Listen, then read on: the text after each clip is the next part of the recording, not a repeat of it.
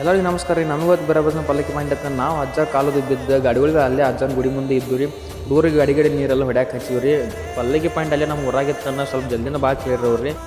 ಅದಕ್ಕೆ ನಾವು ಸ್ವಲ್ಪ ಗಾಡಿ ತಂದು ಜಲ್ದಿನ ಹೋಗಿದ್ದು ರೀ.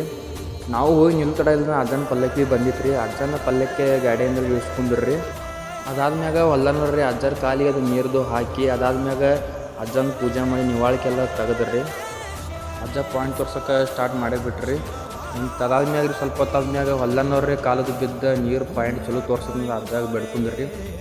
ಅಜ್ಜಾಗ ಒಂದು ಪಾಯಿಂಟ್ ಸಿಕ್ತ್ರಿ. ಅಜ್ಜ ಅಲ್ಲೇ ಸುತ್ತ ಹಾಕಾಕತ್ರಿ. ಅಜ್ಜ ಜಾಗ ಬಿಟ್ಟು ಬೇರೆ ಕಡೆ ಹೋಗಲಿಲ್ಲರಿ. ಅಜ್ಜ ಪಾಯಿಂಟ್ ಅಲ್ಲೇ ಫಿಕ್ಸ್ ಇತ್ತ ಅಂದ್ರೆ ಅಜ್ಜ ಅಲ್ಲೇ ನಿಂತ್ರಿ. ಪೂಜಾರಿಗೆಲ್ಲ ಬಂದ್ರಿ, ಬಂಡಾರದು ಬಿಟ್ರಿ, ಪಾಯಿಂಟ್ ಅಲ್ಲೇ ಗುರ್ತ ಮಾಡಿರಿ. ಲಾಸ್ಟ್ಗೆ ಪಾಯಿಂಟ್ ಅಲ್ಲೇ ಫಿಕ್ಸ್ ಮಾಡಿರಿ. ಅಲ್ಲಿಂದ ಕಲ್ಲು ಇಟ್ಟು ಅದಕ್ಕೆ ಪೂಜೆ ಮಾಡಿ ನೀವದೆಲ್ಲ ತೋರಿಸಿರ್ರಿ.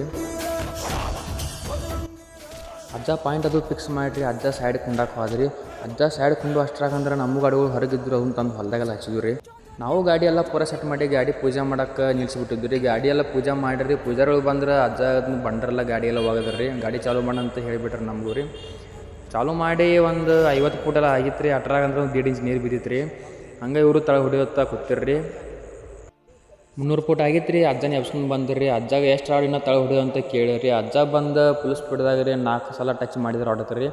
4 ಸಲ ಟಚ್ ಮಾಡಿ ಅಂದ್ರೆ 4 ರಾಡ್ ತಳ ಹೊಡಿಯೋದಂತ ಇರ್ತಿರದ.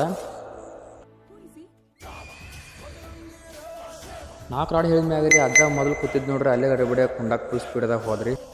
ಅಜ್ಜ ಹೇಳಿದ ಮ್ಯಾಗ ರೀ 2 ರಾಡ್ ತಳ ಹೊಡೆದ್ರಿ. 2 ರಾಡ್ ಹೊಡ್ಯಾಕಂದ್ರೆ ಫುಲ್ ನೀರು ಆಗಿತ್ತು ರೀ. ಅವಾಗ ಅಷ್ಟ್ರಾಗಂದ್ರೆ 3 ಹಿಡ್ಕೊಂಡು 4 ಇಂಚ್ ನೀರು ಆಗಿತ್ತು ರೀ. ಅಜ್ಜ ಹೇಳ್ದಂಗೆ 2 ಪೈಪ್ ಹೊಡೆದವ್ರು ನಾವು ಗಾಡಿ ಬಂದ್ ಮಾಡಿದ್ವಿ ರೀ.